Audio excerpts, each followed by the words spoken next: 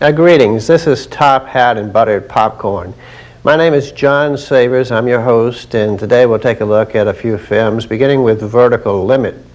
This is a film that was directed by Martin Campbell. It stars Scott Glenn, Bill Paxton, Chris O'Donnell, Robin Tunney. When I went to see the film, it was rather late. They cut the credits right after Chris O'Donnell, so it's kind of hard to figure out a little bit. But I believe a rather prominent female in this particular film has the name Izabella Scorupco or something of this sort. Overall, I think the acting is rather pedestrian, so perhaps it's just as well that her name did not come up. But this is a film that has a strong disaster rescue storyline and woven into this in a lesser way, a lesser element. It's sort of a family interest line and also a very muted romantic interest line. The sport of rock climbing, mountain climbing is featured. We have in this particular film a rather good photography and some really awesome natural scenery is provided. The film also provides some heroism, knavery, humor. There's even a revenge motive woven in here, and of course, as mentioned, a muted romantic element.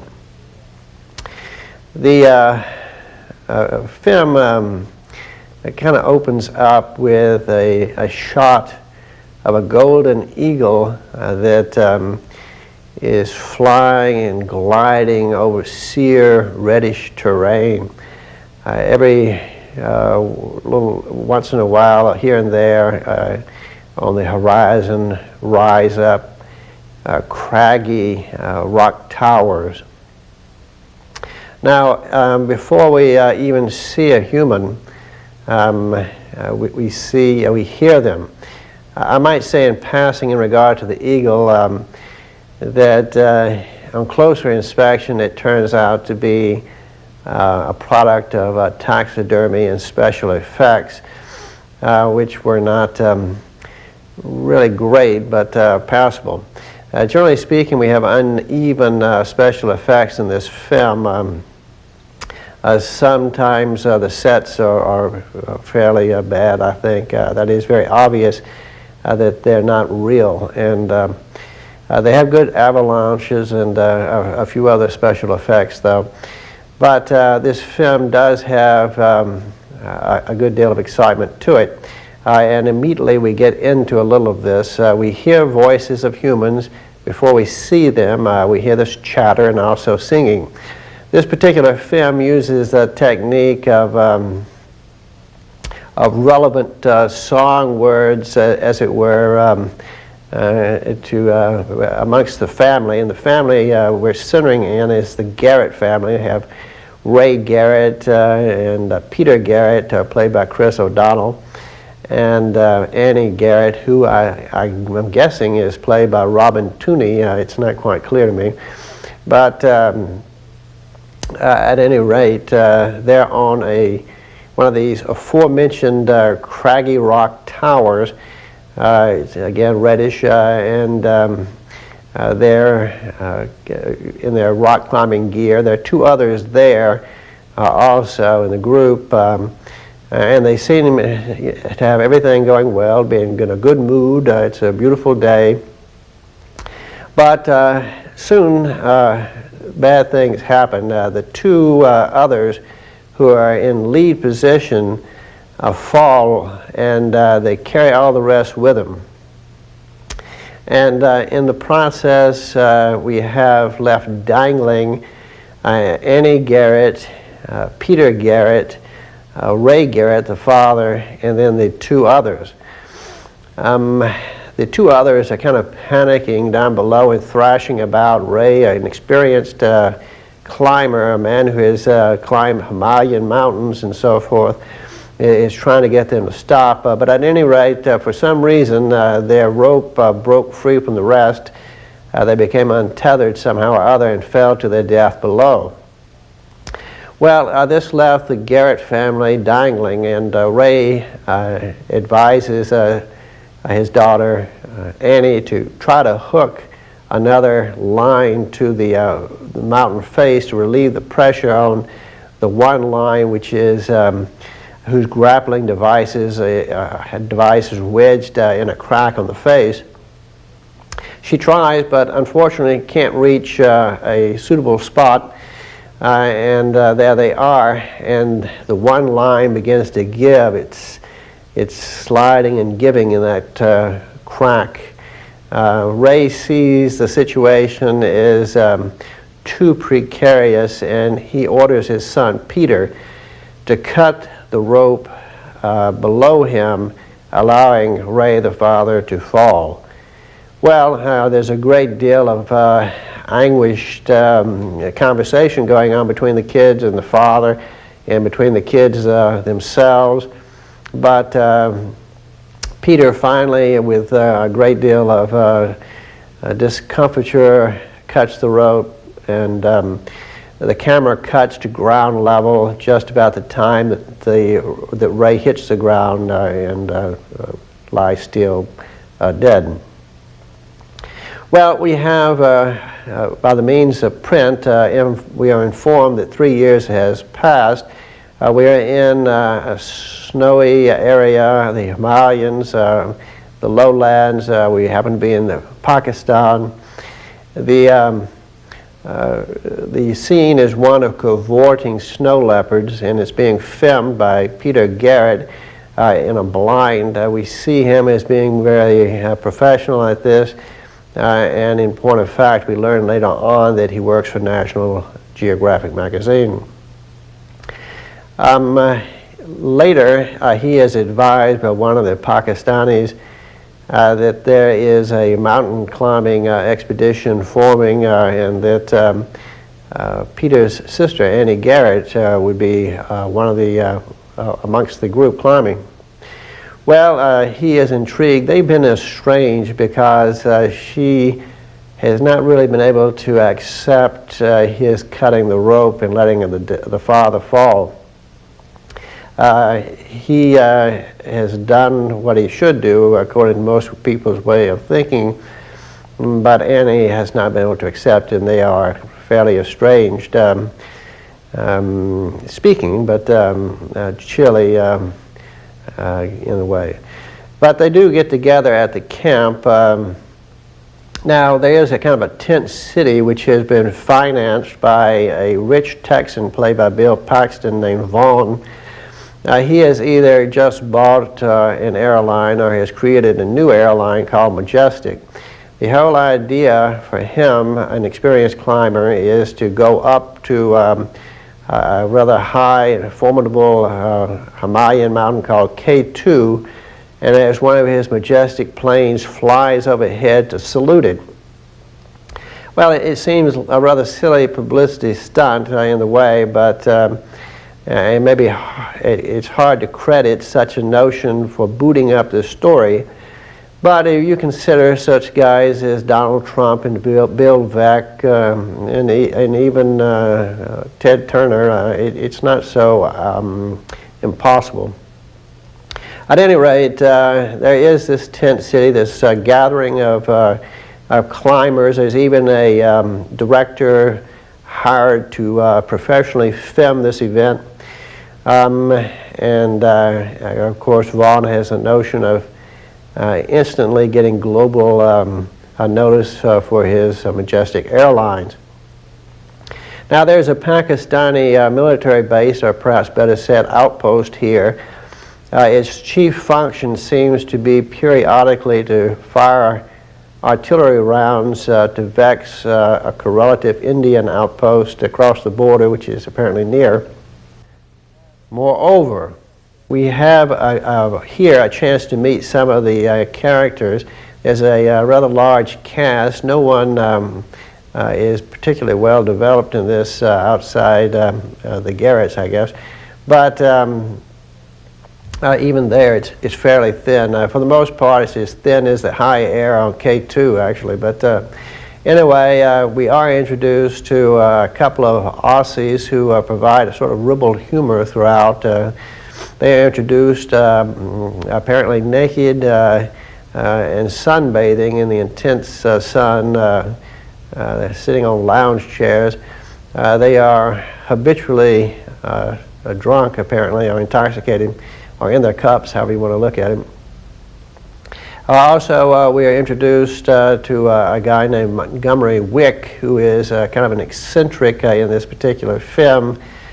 He was married to one of the locals who was killed or died on the mountain, never retrieved, and he is always going off to try to find her. He has his own little spot someplace removed from Tent City here. He's a rather intense individual. He is tall and lean, long-faced and weathered. He has long hair and graying. He's tough. He is skillful, practical, religious, and also he has revenge in the back of his mind because his wife died on an expedition which had been led by this Vaughn character a few years back, one in which only Vaughn returned alive. There is a notion in the back of Wick's mind, head, that Vaughn, in effect, killed his wife. But this provides another motive for finding her, because we find her, he probably can find proof positive, that evidence positive that she, in effect, was killed. And his cosmology, which appears to be some sort of Tibetan Buddhism, does not altogether remove the possibility of revenge, fatal revenge. So we have that little element there. The to-do at the base finally breaks up, and they go ahead to make the climb. This Vaughn character, again played by Paxton, has chosen a guy named Tom McLaren to be his climb master, and he and this Tom McLaren and Annie Garrett and a couple of others, including a Pakistani, are going on up. The others are helping, I suppose, with the materials and just for the adventure of it. Now, there have been reports of bad weather, but also a calculation of probability, and I think something like 82% probability of reasonably decent weather up on the top, so they're going to go ahead and chance it, and all the people seem game to do this. However, the minute this was brought into the picture, virtually everyone watching the movie knew that this thing was going to be a problem. And in fact, it did. They had hardly gotten up high in the mountain when a terrible storm rips into the top, the peak area, the summit. Vaughn is intent on going on up. It's very interesting that he would be, because you would think that if there's that kind of storm around the peak, that the pilots would not really want to fly this majestic airline right over it. Although the height of the plane flying over has never been spelled out, but if it's not reasonably close where you can at least see the people on the peak, then what's the point of being up there to salute it? Particularly since the director, who is certainly no mountain climber, is not there to film it. It may be that one of the other two, the Pakistani or one of the other fellows, is actually going to film the deal, but there's some unanswered questions there. Now, the film progresses. They have this storm. They're trying to go back a little bit. That is Tom McLaren. He's saying we got to go back and so forth. But Vaughn, he is intimidating, extorting, blackmailing, challenging the manhood of McLaren, and so McLaren keeps on going up. Annie seems to be backing up Vaughn a little bit on this. Some of the people on the radio back at the base camp are warning them, you better turn back, this is getting to be terrible. But by the time they finally decide that they've got to do this, maybe it's too late, and they decide to try to hold up maybe in a cave or something of this sort. I'm not quite sure exactly what their intent was, but we see Annie, she's prostrate. The wind is so fierce and knocking her kind of a pick-like instrument to hold on to the terrain and also to check it a little bit. But it didn't really work because she falls through a crevasse. At the same time almost there is this avalanche. So there are just quite a lot of problems developing. Because of this, they're over here in a crevasse, in a kind of a ledge similar to a cave in the way, about 40 feet or so from the summit as I make it.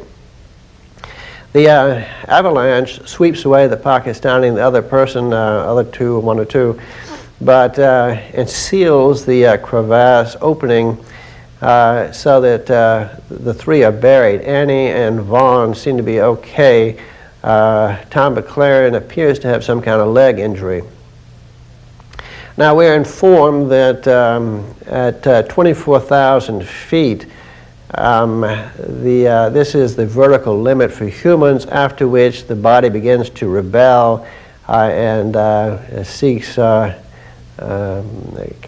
a kind of a suicide, as it were. It kills itself under the hardships of the environment. What is expected is that emphysema, edema rather, of the lungs occurs. The lungs filling with water and the people asphyxiating. There may be other complications that are generated as well. So the buried threesome are in a tight spot. They have to drink plenty of water to ward off the edema. And they also have some syringe and needle hypodermic syringes and needles with a dexamine concoction they are ready to use. It's not fully explained exactly how this particular drug would be helpful in this environment, but apparently it's rather crucial. They have a set of maybe 4 needles. They have some water and they can melt snow, but the problem is that they have a limited supply of heat with which to do it. As time goes by, Vaughn's attitude is such as to create a good deal of strife, anger, suspicion amongst the people. And basically it's well founded, because he does murder McLaren.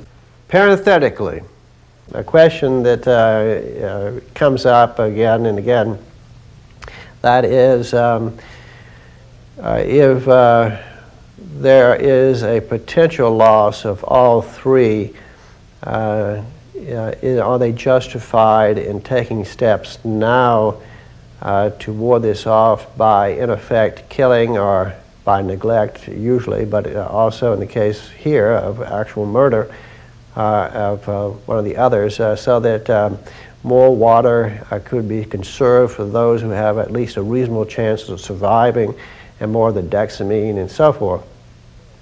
Now across the abyss in their little cave-like outfit is a backpack which they know to contain water and probably some dexamine and so forth. So eventually they also have a perilous effort to go get it. Now after this there is a radio with them, and they try to contact the Tent City base camp, the Vaughn base camp. Unfortunately they can't make any kind of clear contact. Suddenly, Peter Garrett recalls that Annie understands Morse code. He gets the radio and taps out a message in Morse code, She hears it. They've both were trained by their father, Ray, in Morse code. He said it will save your life someday, maybe. And so it turns out perhaps in this film. Annie replies, she lets it be known that there are at least 3 alive. Peter says to the others down at the base camp, well, we've got to form a party and go up and rescue Annie and the others. Who will come with me? Well, there's just silence and this uneasy look. The problem being that the people stranded up way up around 26,000 feet, I believe, have a short time to live at best because of the problem of edema. To organize a party and get up there and to find them in time would be a challenge. But seeing as they're buried, not only do they not know where they are exactly, but how in the world will they get the equipment up there to dig them out? Well, this is a problem, but Peter does urge on others. He has a pal there named Scott who volunteers to go. Scott has been, he's kind of, he may be Aussie, but at any rate, he is a mountain climber, a skilled one. He has been there for a few years and has been living with a French-Canadian nurse named Monique. This is, I guess, Izabella Scorupco, the unknown actress here. But at any rate, he volunteers to go himself. The 2 Aussies go that we met sunbathing. The cousin of one of the Pakistanis who got presumably buried volunteers to go because he may be alive. And at any rate, it's his duty as a cousin to go. So he's in. And lastly, Monique volunteers to go. As it turns out, she's not only a nurse, but a skilled climber. At any rate, she's game. So they have their group of 6, and they get ready to set out. They're going to borrow from the Pakistani military nitroglycerin to take, each one taking a canister. And with this, they hope to be able to blow free an aperture to unbury the stranded climbers and rescue them. It's suggested by Scott that they also try to get Montgomery Wick to join them. He's off in his own little spot, of course. And they do stop over there. The Pakistani military have donated a helicopter to help out. They stop there, they talk to Montgomery Wick, explain the situation. The minute he realizes that Vaughn is involved in stuff like this, he's pretty much in, but he wants to make sure that all the people know that he's the boss, he's calling the shots, he's the man. They agree. He tells Scott to go on back to the base camp and to man the radios because he wants somebody he can trust at the radio. So with this in mind, they go on up via helicopter to 24,000 feet rather. Well, from here on out, it's divide the group. They each 2-man team go by a different route to get to the area they think the stranded climbers are at or buried at. Annie had been able to give a rough point for the burial of them and where they were when it happened. So they're going to go by 3 routes to try to converge, I guess a kind of triangulation here. But at any rate, they set out. After this, it's one disaster, one near disaster, one incredible peril after another for each group. Finally, after some have died, Monique stumbles upon the frozen wife of Montgomery Wick, and he as soon is there too. He finds the evidence he needs. He knows now that Vaughn has in effect killed his wife. He's going to get revenge. And they do get some help from the buried group.